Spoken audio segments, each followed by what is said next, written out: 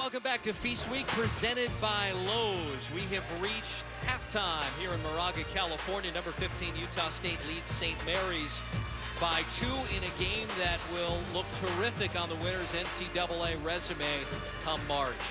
Back alongside Richie Schuler, I'm Steve Quist. One of the things that stands out now is the rebounding, right? We've seen Utah State. Part of the reason why they're unbeaten here at the end of November and 7-0 is because of the plus 13 in rebounding, but they don't have the size they normally have tonight. They're missing a 7'2" guy. They're missing a 7-footer. This is the second biggest team in the land, and without those two guys, they're struggling on the boards. They're losing by 4. Yet they have to rely on Sam Merrill again, maybe to do more than he does on most nights. Because it's your birthday, Steve Quiz, I'll give you some good highlights. Justin Bean for 2. He had 7 points. On the other end, St. Mary's faced up. He did this like 3 or 4 times, faced up to the basket. He's got 13 points to go along with 6 boards. Back to Utah State, though. Sam Merrill, look at this, almost lost his balance, and that's 3 of his 15 points for Utah State. St. Mary's just does not go away, though. Great move by Ford all the way to the basket, showing how crafty a basketball player he is. And here we are looking forward to a great second half. And you missed that, Steve Quiz. Your almost 50th birthday is today, but not quite. Don't remind me. Look at both teams shooting 50%. Really, the difference in this game has been that St. Mary's is 3 for 6 at the line, while Utah State's a perfect 6 for 6. And an empty possession for the Gales that would have evened this game up at 36 here to start. And Merrill looking for points 16 and 17 gets shut out on the other end. Merrill with 15 to lead the way in the first half on a night when Emi Keita is not playing, nor is the 7-footer Kuba Karvosky. Krabs with the big bucket there to draw us even at 36. And how about Justin Bean, the Mountain West Conference leader in rebounds at 11 a game, not a 1 in the first half. He's got to get it going this half, and they need him to help get over that rebounding hump. He's with 3 fouls, and that's why you're not seeing him in the game to start the second half. They don't want to risk that 4th foul this early in the game. Bean played just 11 minutes in the first half, and toss with a huge block on the freshman Dorius. In transition, Krebs for the lead, the 3-0, and Dorius has the wherewithal to get the rebound on the other end. You know, despite that big block, you're seeing both teams go through their posts. They like to go inside, kick it out if they need to, but you have to have an inside presence. Whether they're scoring or not, you have to balance the floor by getting it down inside. Otherwise, it's too easy to guard. Trevin Dorius wound up playing almost 12 minutes in that first half. I'm not sure Craig Smith wanted that, and there's a foul on the block attempt by Dorius. Well, you want to see an actual block. How about the one? Unbelievable, great move. Dorius goes up the freshman, but the sophomore toss for St. Mary's says takes it and pins it against the backboard. Second on Trevin Dorius. The only 7-footer left active today for Utah State. Karvosky out with the medical emergency. He was good for 3 points a game, 4 rebounds a game. He's 7'2" out of Poland. And there, of course, Keita, who some are saying might be a lottery pick one day when it's all said and done. Mountain West Conference Defensive Player of the Year last year. He would come, if he decided to go after his sophomore year, he would get drafted. I don't think lottery pick now, but if he were to go for 3-4 years, absolutely. The potential is there. The body, the ability to finish around the basket, and the defense. That is critical. Miller spots up in the corner and buries the 3, something St. Mary's worked on defensively at today's shoot-around. Well, they were worried about Brock Miller, especially in transition, and he hit that early 3-pointer very early in the game in transition, but you give him any space, he's going to knock it down from a set shot. Merrill with a steal, finds the handle on it, and finds Miller in that corner again. Merrill takes it from Miller and misfires. Krebs to Ford in transition. Ford only had 5 points on 2 of 8 shooting in the first half. Points in the paint were big, 20 for St. Mary's in that first half. Almost 1 a minute. Ford, a great move on the baseline. That's his second great move of this game. Very similar moves, the misdirection. Looks like he's driving, pulls it back out, and then turns the corner. Kid can score from anywhere on the floor. Miller rises up for a 3 too long. You see that Wisconsin game and what Jordan Ford did in that game? I mean, hitting threes, driving, slashing, he did it all, and he draws contact here. Look how crafty Ford is with the basketball. You think he's turning it out to go back to the perimeter, and then just takes it right back. As soon as he sees the defense let up and they're going to give him some space to the basket, he turns the corner and goes right back at him. That was the third foul partner for Abel Ford, so now they're starting to mount here. 3 apiece for Bean and Porter. They've only played 8 in the game.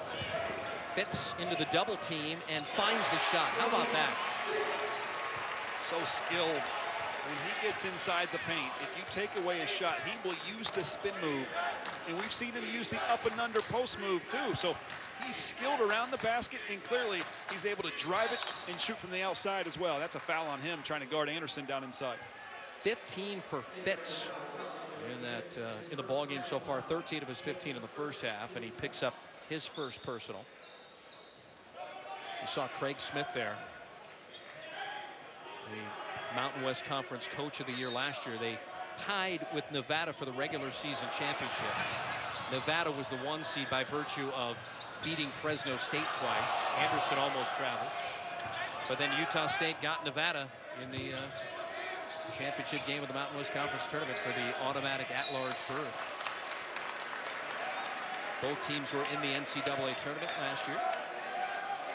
6 to shoot when this ball is finally inbounded. I expect the ball to go into the hands of number 5, Sam Merrill. There it is. Merrill lost the handle and turns it over. And 7 turnovers in the first half did the Aggies. Kuzi around that screen. Fitz didn't pull the trigger on it. Now goes to work against Anderson. Again, that double team comes. Krebs left open at the top. In and out. It's a great pass by Kuzi, though. He's just a phenomenal passer for St. Mary's. Always puts the ball in the right place. Knows his teammates, knows where they like to catch the basketball in order to be able to be a high efficient shooter. Porter penetrates, toss with a block from behind. That was a pretty ambitious move on Abel Porter's part. Krebs left open in the corner in front of his bench. Now all of a sudden the shots aren't going down for the 2 teams. They both made 50% in that first half.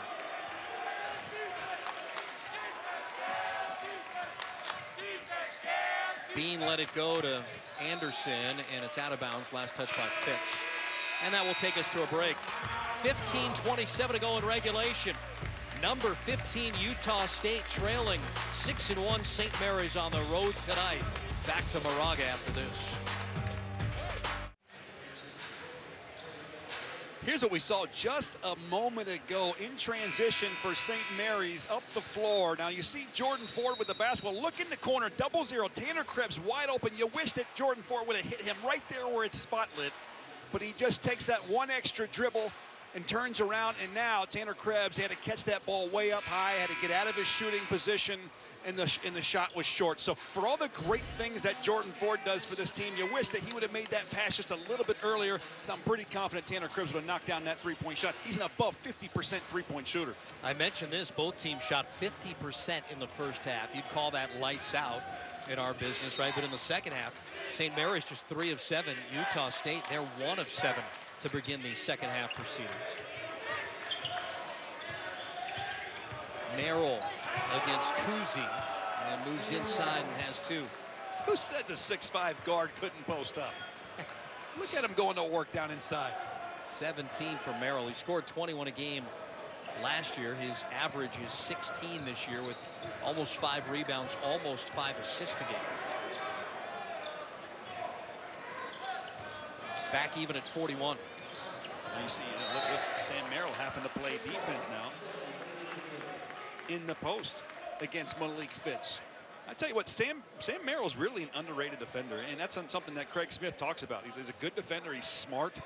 He's a tremendous scorer and whatnot, but he really is good on the defensive end, and that's overlooked. 15 to shoot. Kuzi dribbling through traffic, trying to attack Anderson. Now there's 7 to shoot. And got his defender in the air, and Bean will grab his first rebound of the night. The Mountain West Conference leader in boards, a game at 11. It took a while. Inside of 15 to go before he finally had one. Been in foul trouble. Super pass inside. Brito let his defender go by. Porter the assist. That's a beautiful off-the-ball cut. Cutting to the basket. Not enough players move off the basketball, but that's the thing about these two teams.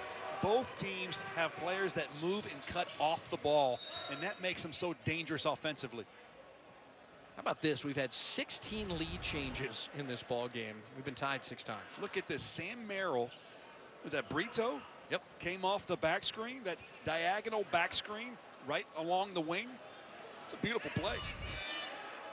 Randy Bennett, John at the official across the way, trying to substitute. He's trying to get, looks like Alex Dukas off of the floor. And Dan Fotu is being attended to. It looks like he might have a scratch. Yep, he's out for a second while they take the blood off of his right eye. So probably got an elbow somewhere underneath. You see the emotions in Coach Randy Bennett for St. Mary's. They have to. You talked about the implications for this game come March. Both these teams are going to do well in their conferences, Mountain West Conference or the West Coast Conference. And having this kind of win is huge towards potentially getting that large bid. Toss with a tip in. San Diego State won tonight. They beat Iowa. They're 8-0. So if Utah State wins, you're talking about the top 2 teams in the Mountain West Conference, both being 8-0 at the close of business tonight. Porter being harassed. Merrill to the corner. Fitz picked him up. Here's Bean. Bean turns over the top. A toss and gets the friendly roll. Not supposed to do that on the road, are you, partner? By the way, there was a women's tournament going on here today, so neither team had an opportunity to shoot in this building today. They were at the gym adjacent to this pavilion. And there's a foul in the open court. They're going to get Ford first on Jordan Ford. Did you see Sam Merrill just step in there and get that steal? Toss. A little bit lazy with that pass to his teammate. And Merrill just stepped right in between. That's an unforced turnover.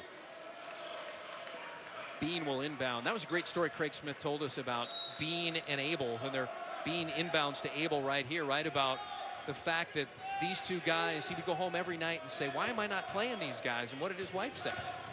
She said, well, you're the coach. You make the decisions. This was a year ago. Well, I don't like to see that. I don't like to see Matthias toss. That was Porter into Merrill, and Toss will be leaving here shortly, favoring that left leg.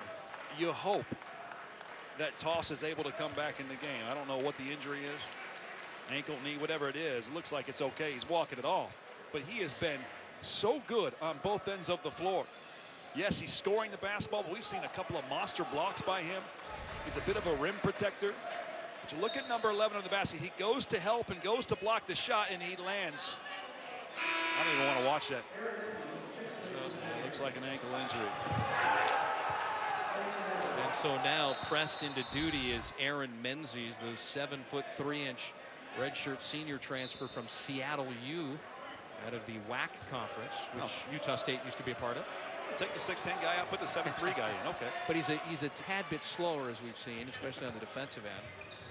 So now you got Fotu down for a moment and Toss. The training staff's pretty busy. Ford, a long-range 3 is good. Great players step up in big moments. Toss comes out of the game. Ford hits the big shot. Second made 3. He's got 10. Ford normally averages 20.5 points per game. There's a foul on St. Mary's. They wind up getting Malik Fitz for his second. 12:36 to go. The biggest deficit either side has faced is 6 points. That was Utah State with 7:04 to go in the first half. Had a lead of a half dozen over St. Mary's, but we've been tied 7 times, 16 lead changes. Fitz with a big board there, starting transition back the other way. Ford, great move. The floater for the lead. SportsCenter top 10. Porter grabs the lead right back. Oh, it's on right now, partner. Oh, Menzies. And a foul. Count it.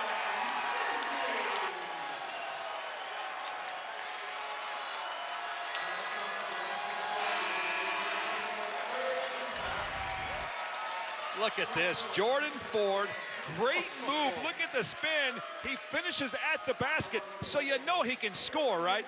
Then on the other end, we see another great play, and that reminded me of Arizona's shot to win it last night at the buzzer against Pepperdine. But Ford takes it to the basket. Next possession with the ball, he makes the great play to the big 7-3 Seattle transfer, Aaron Menzies, for the and one opportunity. Are you a big fan of Broadway? I think of Annie, Get Your Gun. Anything you can do, I can do better. It's a good thing you have a good voice when you sing. That foul was on Alfonso Anderson, his first. St. Mary's by 2. Here's Bean with the jumper from the elbow right. That evens us back up at 51.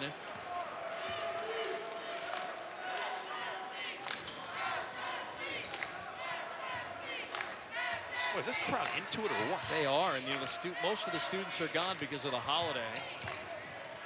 There's a big crowd here. Ford got his own offensive rebound and sticks the second chance opportunity. It's like a horse shot. Yeah, I hit the rim on purpose, catch it, and then I got to finish it. A dozen for Ford. St. Mary's back on top.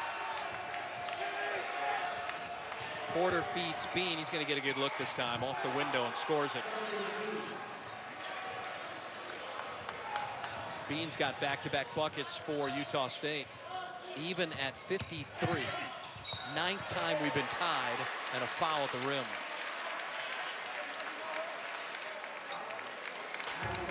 Well, it's been a back-and-forth battle. This great move by Menzies. The and one opportunity, knocked down the free throw too. And look at the excitement by the St. Mary's team. They know how much this means. Hey, tied it up though. Justin Bean to the basket. We got a barn burner here at St. Mary's.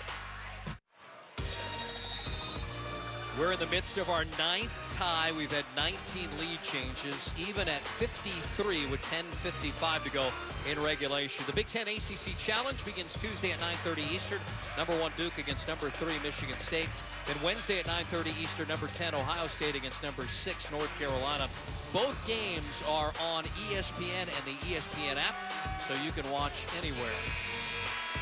On a chilly late November Friday here in the Bay Area, Steve Quist, Richie Schuler with you, and here is Jordan Ford at the free throw line after Abel Porter's 4th personal foul, coming with 10:55 to go. So the starting point guard for Utah State, who was just put on scholarship after a wonderful season last year, has to sit for a few moments. Well, here's what's crazy. I mean, you got to take your hats off for St. Mary's. Utah State has a plus 25 points per game scoring margin. It's 8th in the country. They also out-rebound their opponents by 13. They're winning the rebounding battle over Utah State by 7. Bean inside the feed from Merrill can't finish, and Bean got an offensive rebound and picked up the foul. You know what's amazing about outscoring your opponents by 25? That LSU game, which they won in Jamaica a little over a week ago, they were down by 19 points early in the second half and came back and won that game. 1 by 2, right? Yeah, here's Bean on Fitz. Mr. Do Everything. I love watching Justin Bean play. He has a motor. He's tough. This is his first game actually playing without a mask. He had broken his nose in practice earlier in the year. Then you talk about that very early in the season against Montana State, he had 2 teeth knocked in. Not knocked out, but knocked in. They had to call the oral surgeon to come work on his teeth at midnight. And sure enough, now he's wearing braces in the front. I love the success story as a kid overcomes that. And it's, by the way, it's only November. And Dorius is fouled as he went up. I think they're going to get Fotu, who's been bandaged up. And it is, in fact, on Fotu. That's the second on Dan Fotu, who's a sophomore from New Zealand. Had 11 points against Utah State in last season's loss in Las Vegas.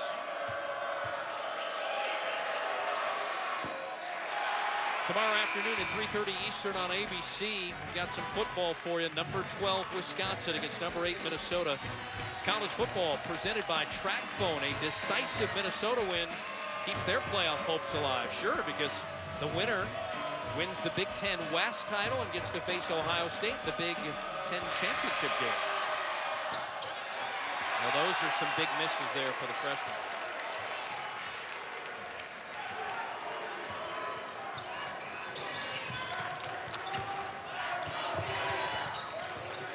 Even at 55, Ford for the three-point lead, you betcha. What a second half he's having. Ford has 19 points, most of those in the second half. And there is Miller right in front of his own bench.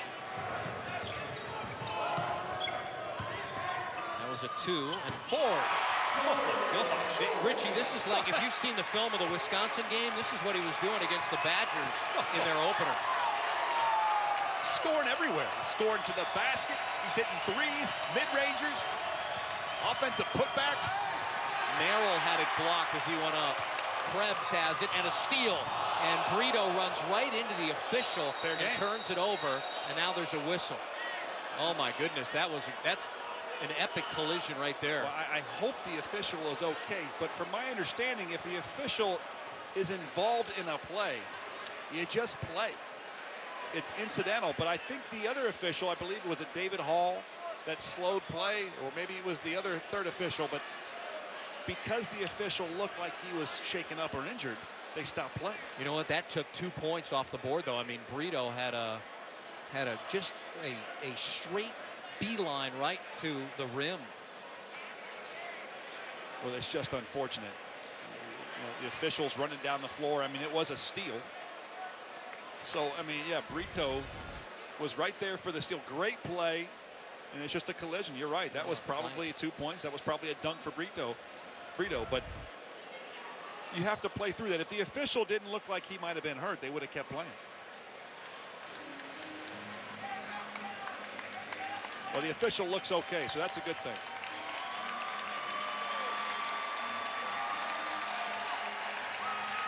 David Hall comes towards us and lets us know he's okay.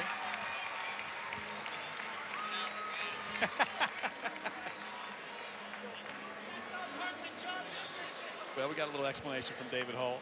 Yeah, that's Bob Staffen who took the brunt of that one. And now they're going to go over and take a look at the video board. Well, not the video board, but the monitor across from us. One more time.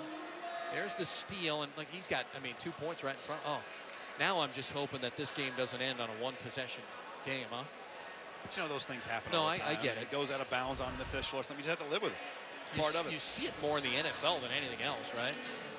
Running into a referee over the middle. So Bob Staffen talking to Craig Smith.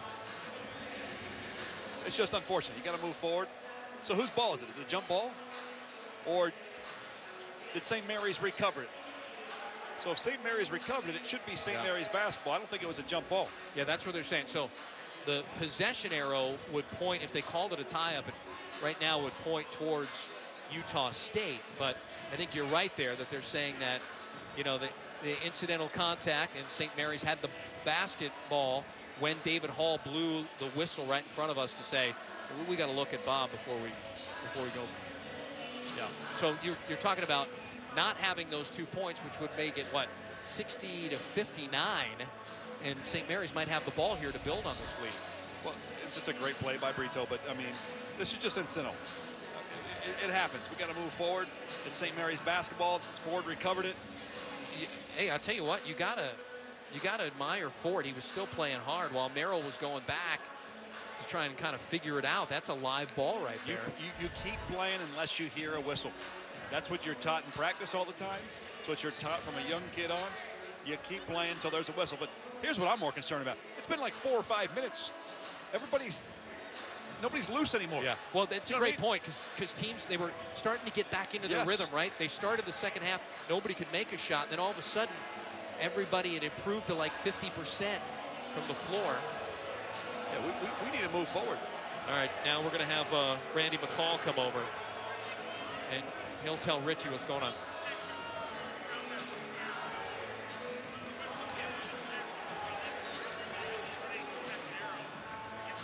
Got it. So they're going to go to the possession arrow right now because there was technically no possession of the ball. So, as I had mentioned to you a moment ago, the possession arrow was pointing toward Utah State, so the Aggies are going to get it. They're not going to get the easy two-point look, but they get the ball. It is what it is. This is why the officials get paid the big bucks. I like that little conversation between Diogo Brito and Coach Randy Bennett. Opposite teams. All right, so here we go. We're finally getting back to play. We'll see if it at all took them out of a rhythm. I've never seen that. All the years I've been doing that, I've never seen an official and a player collide like that. Get pummeled like that? Yeah. Utah State has it.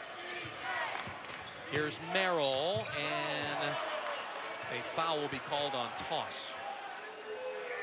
So now Merrill has a chance to get those points back here at the line. That's going to be foul number 3 on toss.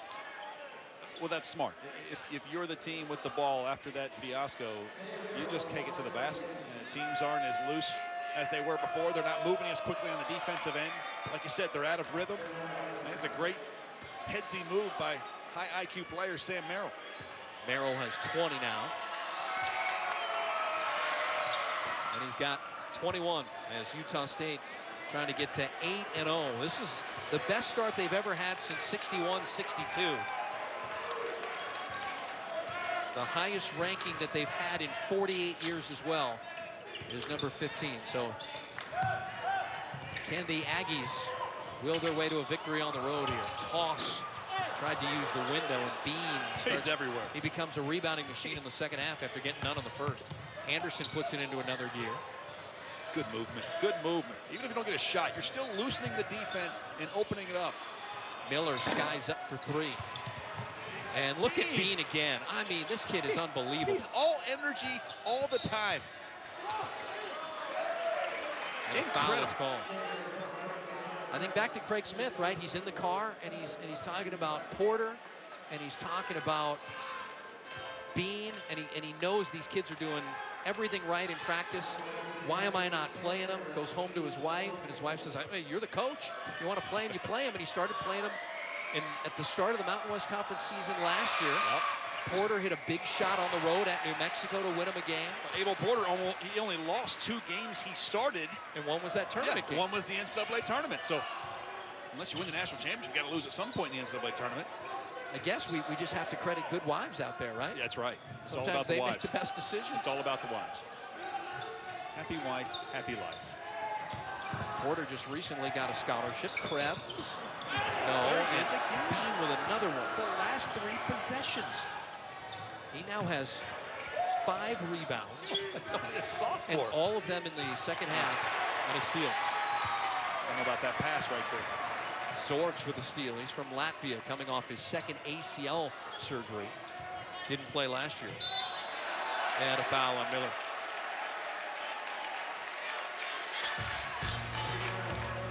Breaking the action. 7:26 to go in regulation. Don't go anywhere. Number 15, Utah State. Down a point on the road tonight.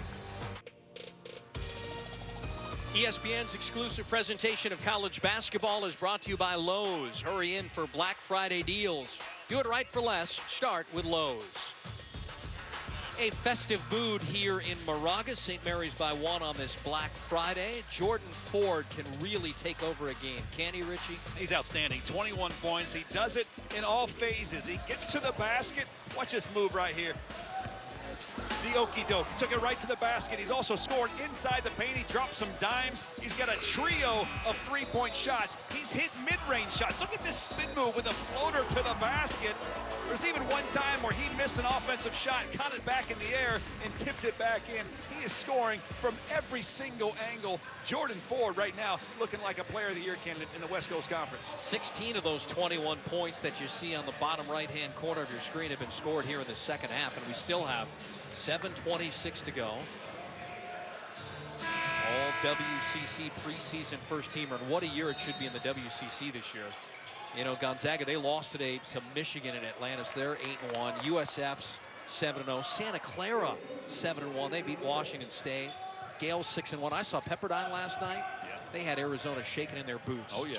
Lorenzo Romar's team's going to be a difficult out in Moraga. Ford, or in Malibu rather. Ford wanted more. Now a chance for Utah State to take a lead. Bean too hard, and a foul will be called. Going to call the blocking foul. Couldn't get a good look on his feet, but if any part of his foot was touching that restricted arc, that would be an automatic blocking call. Can't see his footwork right there, but more than likely that's what the case was. That's the third on Fitz, much to the dismay of the crowd here inside McEwen Pavilion. And if you look at the stats between Sam Merrill and Jordan Ford, between these two teams, they're both like 8 of 15, 16 from the field, 21 points. Both of them have 3 3-point shots made. So it's really coming down to guard play. Ford and Merrill, 2 Player of the Year candidates in their conference, trying to lead their team to a huge win here in November. Big implications for selection in March if they both end up having great seasons the rest of the way. 17-6 now for Bean, reestablishing a 1-point lead for Utah State. We have had 20 lead changes now. We've been tied 11 times. Biggest lead has been 6 for Utah State midway through that first half of play. 9 to shoot, and a turnover.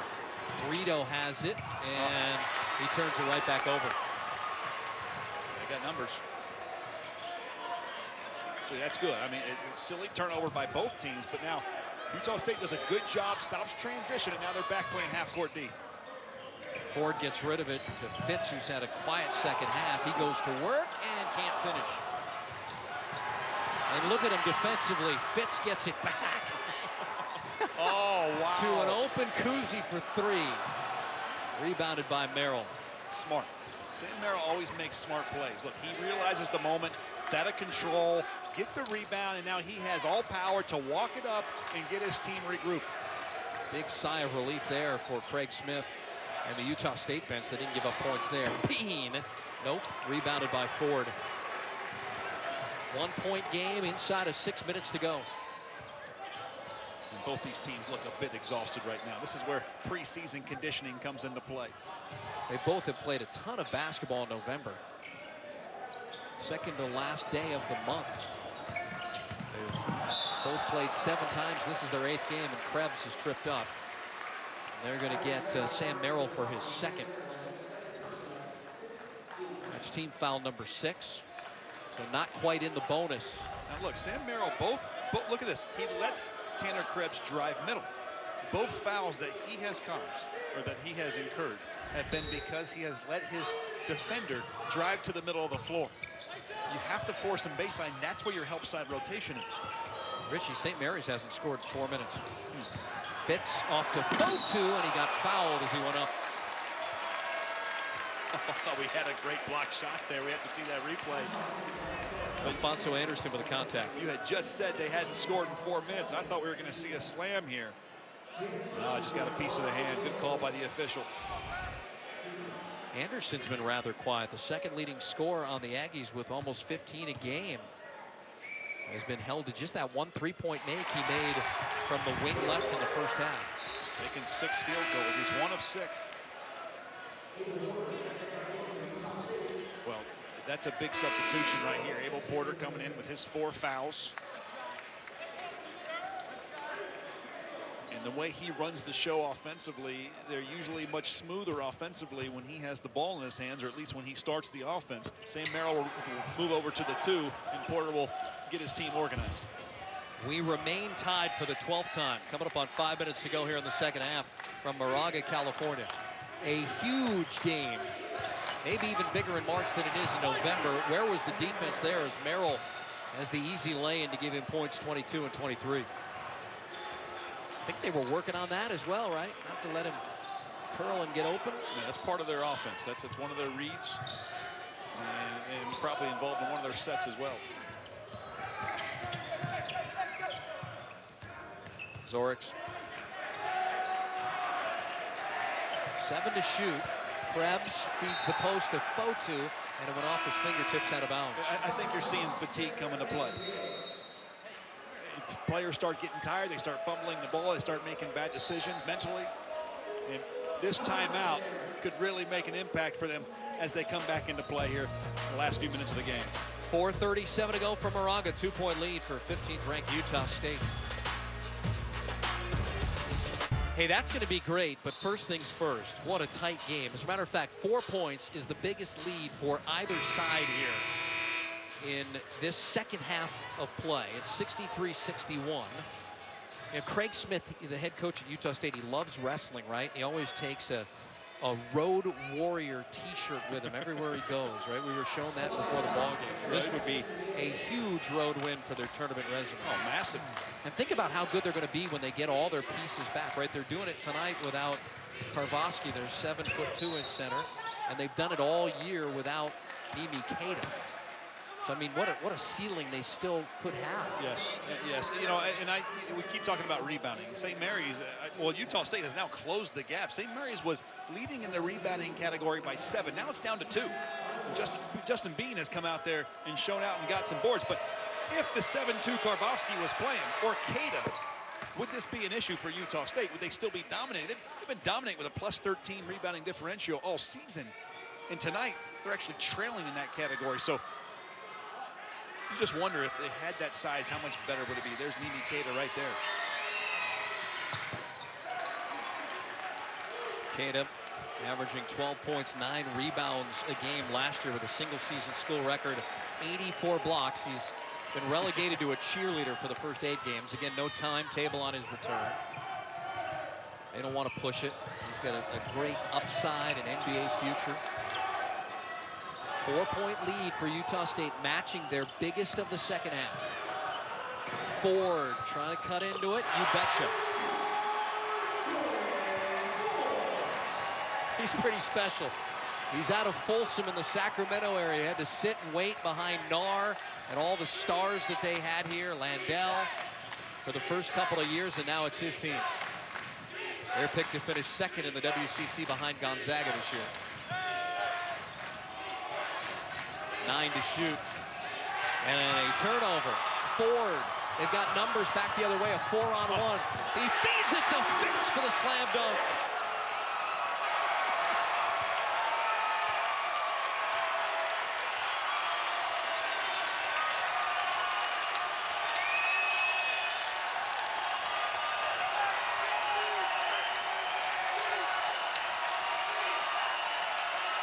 The roof is about to blow off this place. This is November, Steve. We're in November, and listen to this place. Merrill missed. Krebs and a foul, though. Bean got pushed from behind, trying to get that offensive rebound. It's all of Bean's effort. That's why. Look at this. This is terrific. Fast break. It's a 4-on-1. Ford to his teammate Fitz. Slam dunk, and we're going to break. A moment ago, number 15 Utah State enjoyed a 4-point lead on the road, the biggest by either side of the second half, and then St. Mary's runs off 5 straight. Just gorgeous basketball. Zorix into toss, then he goes, sets a high post screen, and it leaves Ford wide open for like a 23-foot shot. Look at this, goes inside, off the ball screen. That's just a page out of the triangle offense right there. You just gotta love it though. Pass the ball in the post, don't stand and watch. Cut through or set a screen for a teammate, and you get a wide open 3-point look like that. After the foul on Toss, which was his 4th, it's going to send Bean to the free throw line here to try and grab back the lead.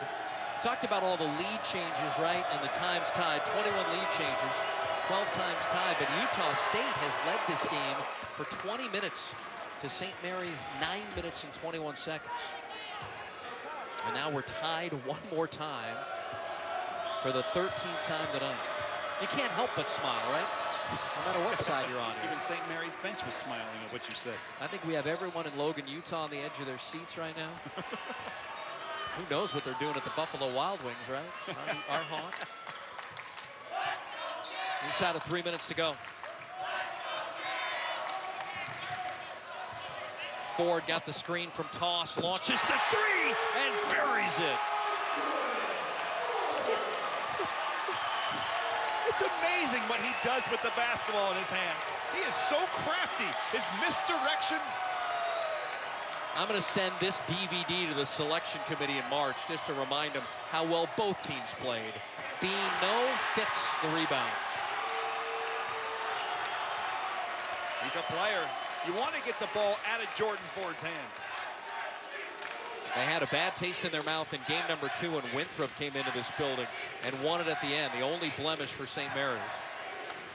Meantime, Utah State is 7-0, trying to get to 8-0. 8 to shoot, 2 minutes to go on the game clock. They toss it to Toss, working on Anderson, to Krebs for 3.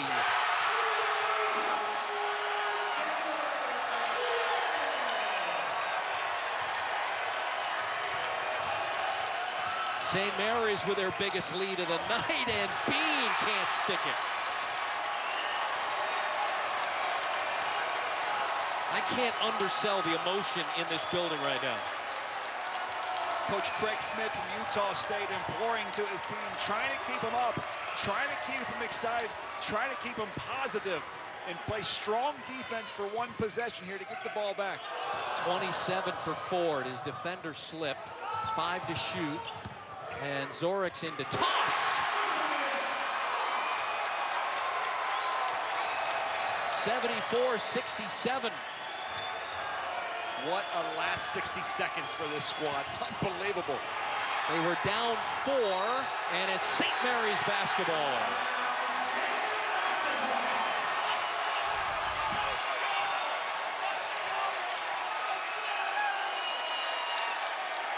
Beautiful pass for a three-point shot.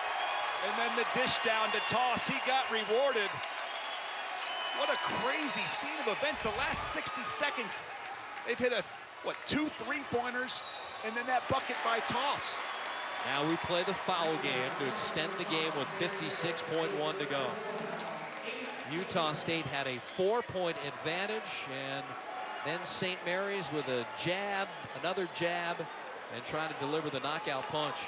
And keep in mind that Utah State, anytime they get fouled, they're going to get 2 free throws. So their goal is to take it to the basket, try to see if they can incur contact and get some free throws. But 5 timeouts combined between these 2 teams. Zorich makes it a 9-0 run now over the last 147 for the Gales. Trying to get to 7-1, trying to get one of those big quadrant 1 wins.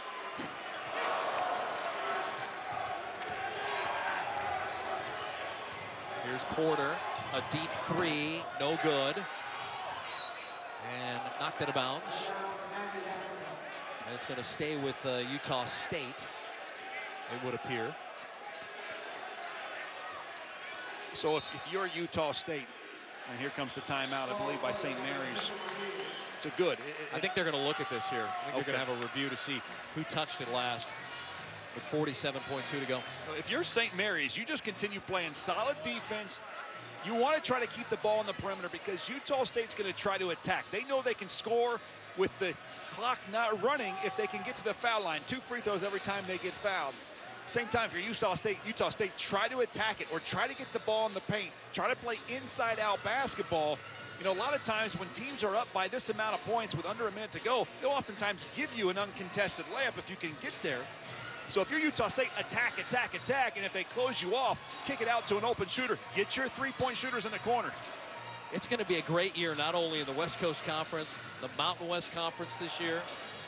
Utah State last scored at the 2-minute mark, so they've gone 113 without a bucket. St. Mary's is on a 9-0 run over the last 156. They're looking at this.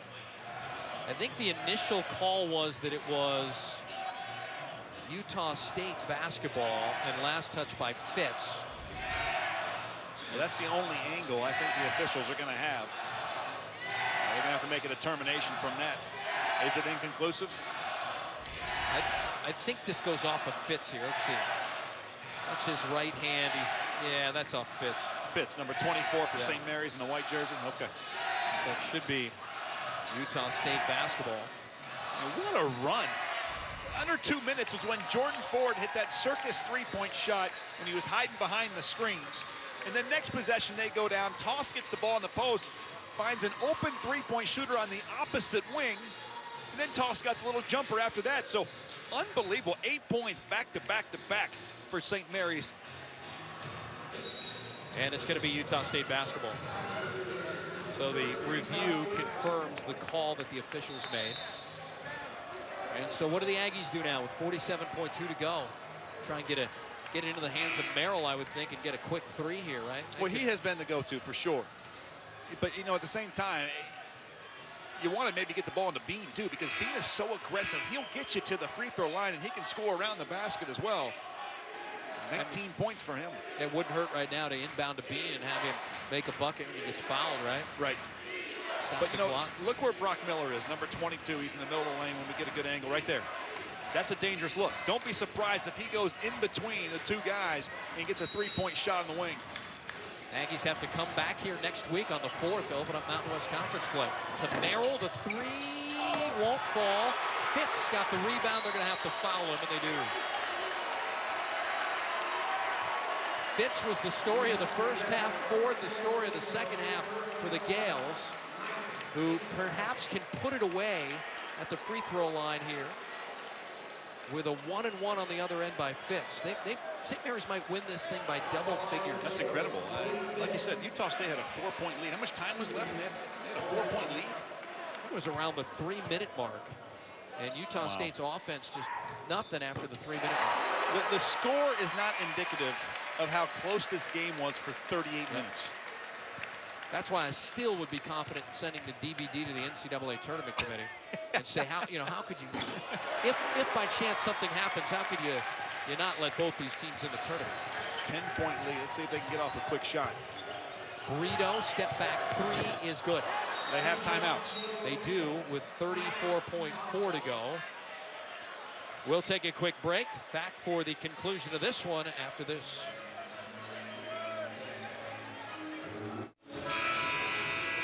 All right, Richie, with 34.4 to go, St. Mary's all of a sudden a 7-point advantage after this fantastic end-of-the-game run. I would assume we're going to see Utah State press here, right? They're going to press. That's why they called a timeout. And they still have 2 left, so if they can get a quick steal or turnover and score the basketball, they got 2 timeouts left to set up this press, see if they can cause some pressure for a turnover and score on their end. That's a foul. And the quick foul on the inbound, and Zorix is going to get a chance to go back to the line. Remember, he made 1 of 2 a moment ago. Okay, so if you're Utah State right now, you just have to hope for a miss. That's the 5th on Porter, so his services will no longer be available to 15th-ranked Utah State. All right, that'll put Sam Merrill playing point guard duty, so you wonder if they're going to run him off some ball screens to try to shake him free for some shots. But these free throws are critical. Utah State led 65-61 with 4:25 to play. And St. Mary's is up 9 with 33 seconds to go.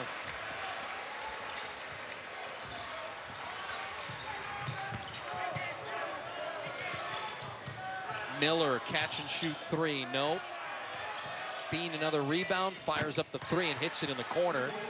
They do have 2 timeouts left if they want to use them, and they will with 21.8 to go. And so now it's a 2-possession game with 21.8 to go. Stranger things have happened. Yeah, it's not over. St. Mary's does not have this one in the bag. I mean, still things could happen. Still 1 timeout remaining for Utah State. Now, what St. Mary's needs to do is they need to obviously, and Randy Bennett will do it, draw up something that will shake free somebody.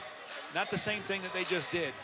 Somebody to get shaken free and expect to get fouled. They might look to trap first or go for the ball and hope to shake it free.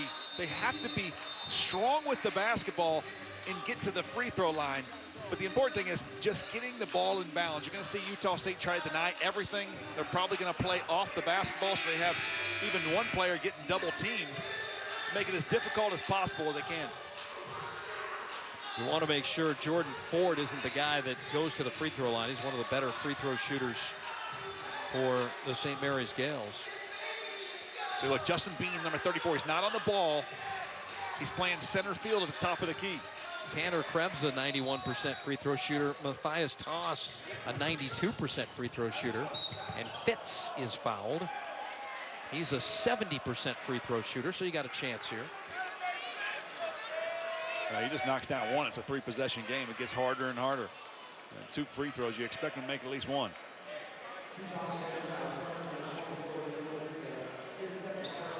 No fouls to give. The bottom line is they're just going to have to make some shots. This would be a big win for St. Mary's, and they still, in December, when the calendar turns over, they got to play Dayton, who took Kansas to overtime in Maui. They have a game at Cal. They'll take on a very good Arizona State team and then play Nevada.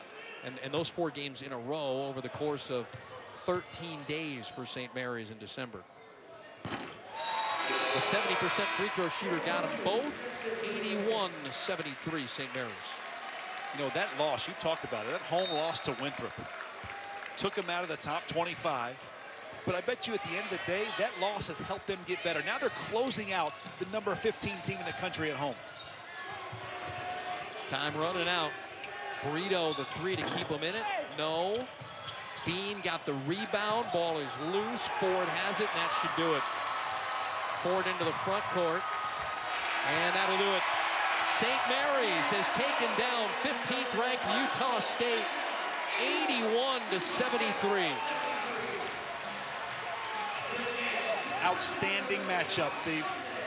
For Richie Schuler, our terrific ESPN crew, I'm Steve Quist. Thank you so much for watching. Good night from Moraga, California.